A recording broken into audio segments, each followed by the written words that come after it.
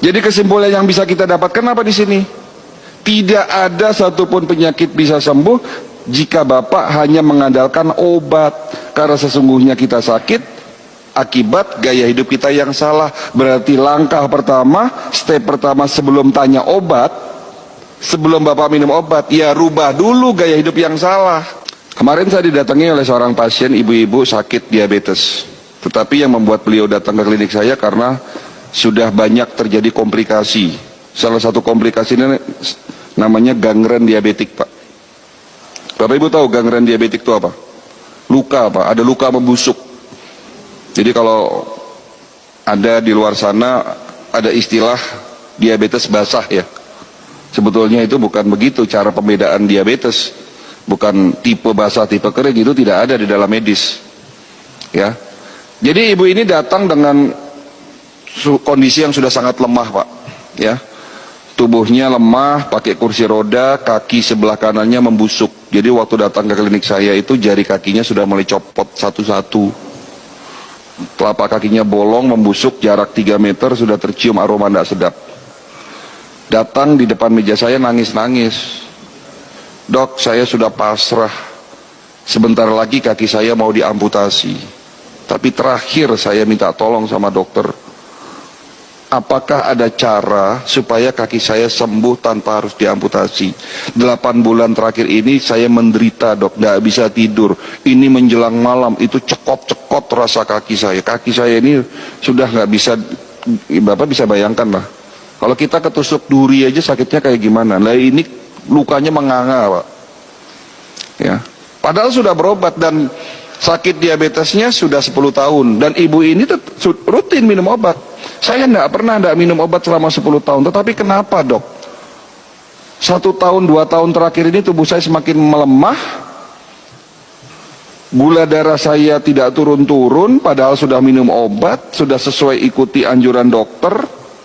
Bahkan banyak organ dalam tubuh saya ini rusak.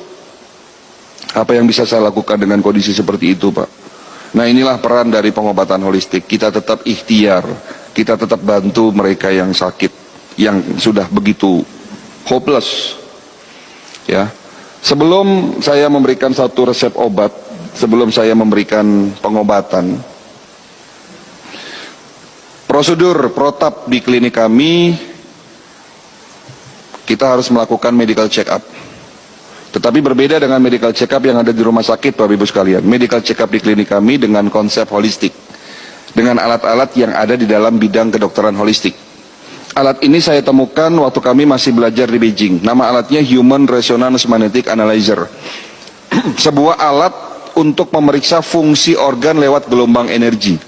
Alat ini saya bilang cukup canggih, Pak.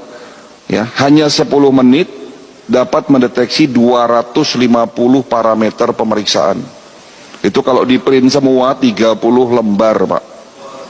Dari ujung kepala sampai ujung kaki. Dengan alat ini saya melakukan pemeriksaan kepada ibu tadi, dan hasilnya jantungnya membengkak, pankreasnya rusak, fungsi ginjalnya tinggal 40%, banyak pembuluh darah yang tersumbat, radikal bebasnya sangat tinggi. Jadi salah satu kelebihan dari alat ini mampu mendeteksi adanya radikal bebas. Ya. Dan ini semua terjadi akibat apa? Akibat gaya hidup beliau yang salah. Apa itu? Ada 3 yang saya simpulkan salah. Pertama, beliau suka tidur larut malam. Mereka yang kebiasaan tidur di atas jam 11 malam, tubuhnya akan lemah. Kenapa? Karena jam 11 sampai dengan jam 1 malam, di saat kita tidur pulas, ada bagian tubuh, ada organ tubuh yang namanya liver, hati, itu melakukan bersih-bersih, Pak. Detox istilahnya. Liver memiliki 500 fungsi. 500 fungsi, Pak. Jadi organ yang paling berat kerjanya adalah liver, Pak. Kalau jantung 1 fungsi, Pak. Mompa darah, selesai. Ginjal punya 2 fungsi, tetapi liver memiliki 500 fungsi. Dari salah satu fungsi itu ada yang namanya fungsi detoksifikasi. Apa itu? Membersihkan tubuh kita dari sisa-sisa metabolisme yang bisa berpotensi terjadinya oksidasi dan terbentuk radikal bebas. Kapan waktunya liver bersih-bersih? Jam 11 sampai dengan jam 1 malam di saat tidur pulas. Nah, kalau bapak ibu pada jam itu tidak tidur, apa yang terjadi? Liver tidak bisa melakukan tugasnya bersih-bersih, pada akhirnya metabolismenya terganggu. Karena apa?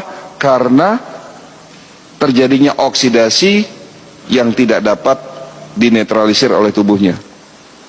Jadi karena gaya hidupnya ini salah, sering tidur larut malam, ya lama-lama radikal bebas terbentuk. Gaya hidup kedua yang beliau akui salah, beliau suka makan malam. Nah, mereka yang kebiasaan makan kurang dari 4 jam sebelum tidur malam, apapun yang dimakan akan banyak menjadi sampah di dalam usus besarnya. Jika sampah terlalu banyak di dalam usus besar kita, berpotensi terjadinya oksidasi. Cerita oksidasi lagi.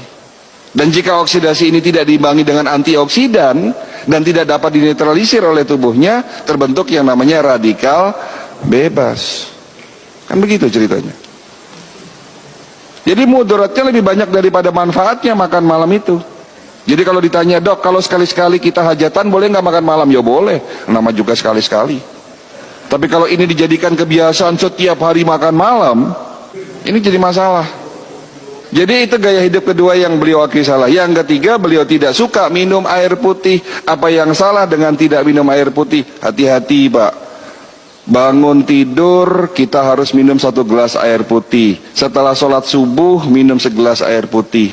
Karena air putih sebagai pembilas, penetralisir sampah di dalam tubuh kita.